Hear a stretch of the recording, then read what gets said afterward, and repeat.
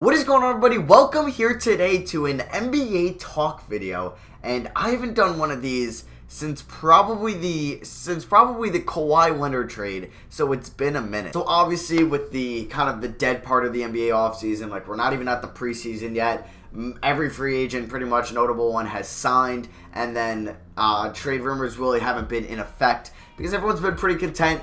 But yesterday on September 20th, Jimmy Butler met with the Minnesota Timberwolves to discuss their future, and it did not go the way of Minnesota Timberwolves fans or the Timberwolves organization, as Jimmy Butler did request a trade. He did announce that three of his teams that he would openly sign an extension with right away, or would definitely re-sign, would be Brooklyn, the Clippers, and the Knicks. Now, I expected to see the Knicks and the Nets. I didn't actually I really was like, hey, is it kind of too good to be true if you're a Nets fan, that somebody actually wants to come here? And it's Jimmy Butler would be down to play in Brooklyn.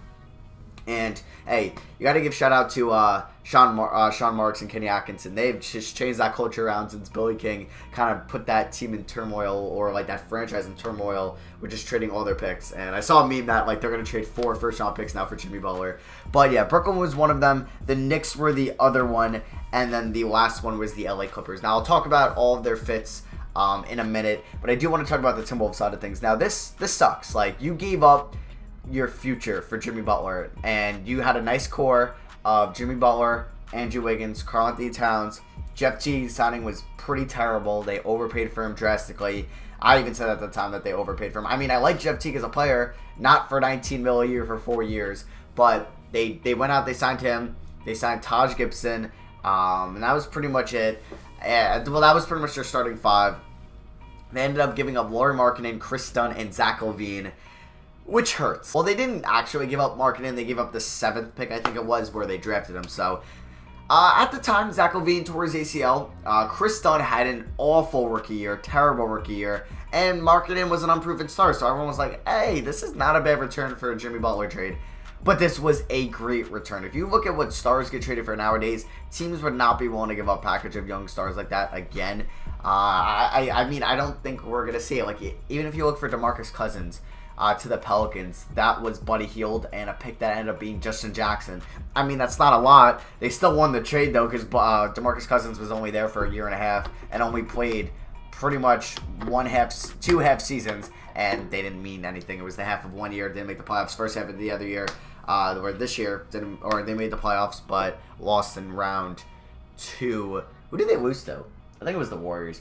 But yeah, so you could tell, or we can all kind of say that if Jimmy Butler doesn't sign a long-term extension with Minnesota, which he's probably not gonna, there's probably a 0% chance of that happening now, the Bulls won the trade. So yeah, that is kind of me talking about the Minnesota side of things. Now, if I talk about individually every team, we'll start with my Knicks. So obviously, a lot of Knicks fans are like, let's go, let's get him so we can get Kyrie in the offseason. Now, us Knicks fans do have some PTSD, though, with the Carmelo Anthony trade, and we gave up a lot of young assets for one guy that we could have got in free agency, and we all know how that ended up. So I am very hesitant to, as a Knicks fan, to want to trade for Jimmy Butler. But the thing is, in Brooklyn, if the Nets pull the trigger, maybe they throw out D'Angelo Russell, or they throw out Harris LeVert and RHJ for Jimmy Butler. I don't know. I'm just throwing out stuff. I haven't looked at the rosters to see what would be a realistic trade and stuff like that. That would end up happening. Kyrie Irving, all of a sudden, is going to be way more attracted to Brooklyn probably than the Knicks. So that is, as I'm looking at it as a Knicks fan, if Brooklyn is for real going to try to trade for Jimmy Butler, the Knicks got to hop in. I mean, I'm not trading Kristaps, Kevin Knox, or Neil Aquina, or a first for the next 2 years. Those 5 assets are off limits. I want to say Mitchell Robinson is off limits too, but if really that's the deal breaker, I'd rather end up with Jimmy Butler and possibly the chance of Kyrie Irving than having Mitchell Robinson. Yes, I would love if there was a way we could take Jimmy Butler and we could give up Enes Kanter, Tim Hardaway Jr., and Trey Burke, or Tim Hardaway Jr., Mario Hezonja, and Trey Burke. I mean, I would love for that to happen. I would be open to throwing even a 2020 first round pick, say 2020 lottery protection or 2020 top 10 protection. I would do that, because if you give the Knicks Frank Ntilikina, possibly Kyrie Irving, Kevin Knox, Jimmy Butler, Kristaps Porzingis, say Mitchell Robinson, if they do not trade him, that team's not making the lottery in 2020. That team is making it to the playoffs in the Eastern Conference, and the Timberwolves will end up with a non-lottery pick, which I'm okay giving up. I'm okay giving up that if that means we're going to land Jimmy Butler. But if that doesn't mean we're not going to land Jimmy Butler, the Knicks really don't have that much to offer besides those assets, because I'm pretty sure in that office, Frank, Kristaps, Knox, their pick this year, all untouchable, and possibly Mitchell Robinson to them is untouchable too. So, and they also said, Steve Mills and Scott Perry said that they're not going to try to trade future assets for a player they can get in free agency. I agree with that. I like that a lot. But since Jimmy Butler said this all the way before the deadline, it's not like he said this at the deadline, the trade deadline, it's like, I don't want him to go to LA or Brooklyn, because that means you're not getting him. He's going to one of those teams. But it's the Timberwolves, say, I don't know, some random team like the Pacers or the Bucks or the Magic, I don't know, throw some offer at them, and they like that a lot. They can trade him wherever the hell he wants. He's on a no-trade clause. So that is kind of like my Knicks perspective. If you're Brooklyn, I make this trade. I make this trade a lot. I mean, also, it's your, like, you're definitely not touching your first-round picks in this trade. Unless you're doing a heavily protected pick in, like, 2020, 2021, or I would even do 2020, 2021, and it's tough because this is your first year with your draft pick, and you kind of want to have a high pick in your first year with a draft pick, but if you get Jimmy Butler, you're probably going to make the playoffs in the Eastern Conference. So I don't know if I don't even know what realistically they would take. I mean, I think you would probably have to throw like Fareed's contract in there just to match up, or like Alan Crabb or DeMarcus Cousins, one of the expiring deals. I don't know if you have still any future first. Off the top of my head, I really don't know. But you might have to throw in 2 out of the 3 of Russell, LeVert, RHJ, and Jared Allen. You might, or 2 out of the 4. You might have to do that, or Musa, like 2 of those 5. So that is something the Nets, I don't know if they're willing to part ways with, but that's definitely a team that kind of intrigues me because they haven't had a superstar there in forever. Like D'Angelo Russell ain't a superstar yet. Paul Pierce wasn't a superstar at the time. Neither was Kevin Garnett. So yeah, they haven't had a superstar there since, Brook Lopez was really, really good for his couple years in probably the early 2010s area, like 2010, 11, 12.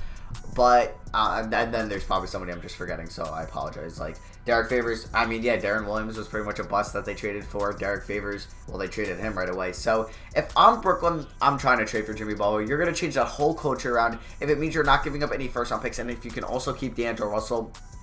Say you can give up LeVert and like Rondae Hollis-Jefferson and maybe a 2020 first that's lottery protected, and if it's not on the lottery returns in the 2 seconds, I would do that. Or maybe you're okay with giving up D'Angelo Russell and you can roll with Dinwiddie out there for this year, see how he does, and then Kyrie Irving could be your point guard replacement in 2019, 2020. So that is a possibility. But I did, there was a report that the third team I'm going to talk about, the Clippers, are Jimmy Butler's #1 destination, which blew my mind. I didn't really get that at all. I thought when I saw Los Angeles, I was going to read out the Lakers. But no, he wants to go to the Clippers. I respect that. I mean, I kind of like the Clippers a lot. It kind of sucks for them that they always get overlooked by the obviously bigger market and more successful LA team. Don't worry, I'm a Knicks fan, so it's not like me saying you guys aren't successful and you're still like a big market. Like, we're in the same boat. So the Clippers, though, they have a nice core of Tobias Harris, Shai Gilgeous, Montrezl Harrell, Jerome Robinson. I would be willing to trade Jerome Robinson and Tobias Harris for Jimmy Butler. I would. And then you lock them up. And you can kind of roll with Shai Gilgeous, Jimmy Butler backcourt. And then you could try to maybe work Kawhi to LA to pair up with Jimmy Butler in the offseason. Or maybe you could talk about DeMarcus Cousins or Klay Thompson. I don't know. I'm just saying. Probably not Klay Thompson or Cousins. Maybe Kawhi, though.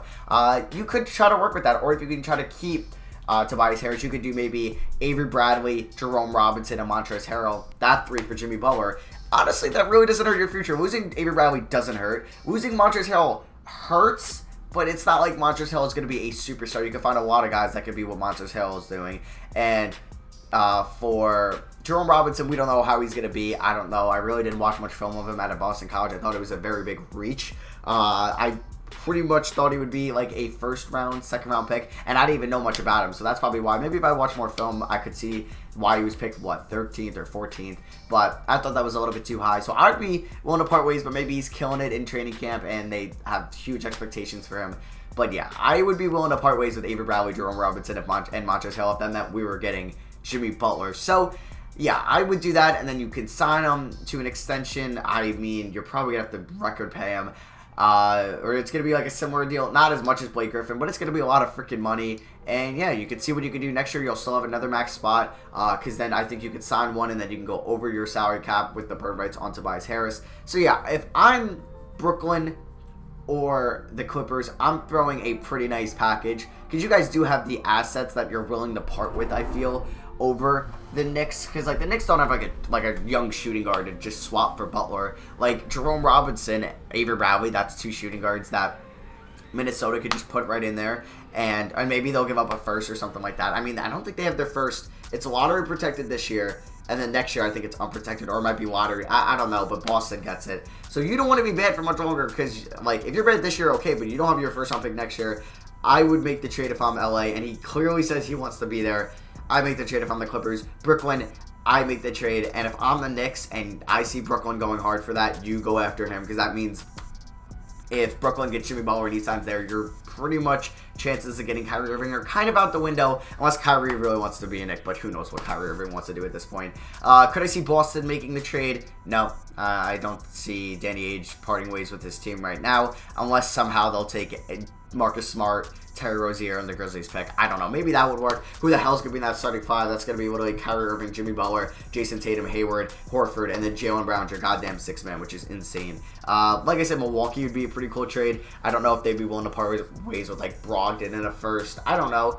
Like, Spurs, I thought it'd be cool, but they would have to probably part ways with Murray and, like, Pirtle. And yeah, those are teams I could see, contending teams. I wouldn't see like a team like I mentioned before with the Magic being a pretty crappy team throwing a deal at them. Like it would be a contending team like Milwaukee, like San Antonio, maybe like Boston, Philly. Unless they're willing to part ways with Fultz, which they're probably not. So yeah, that is going to be for me. This is my thoughts on the Jimmy Butler trade. You guys are going to see a off-season rebuild of a team later today. I'm not going to spoil what team, but I had no idea of the rumors. I recorded this a couple days ago, so if you wondering why I didn't mention it at all, it's because I just didn't know of it yet. So I'll moderate. If obviously Jimmy Butler gets traded, I'll have a video to you guys ASAP. I'm currently running like 4 hours of sleep a night, so if I look like a mess, I'm sorry. It's gonna be a rough first semester for me, doing a lot of stuff and still trying to upload daily. So yeah, I'll have like if he does get traded, I'll have a video about it, and then I'll probably do 2 rebuilds of what teams, of Timberwolves and a team we get traded to. But yeah, so that's gonna be for me. Thank you for watching. Hope you guys did enjoy. Could we maybe hit like 850 likes on this video? I love you guys, and I'll see you guys next video. Peace.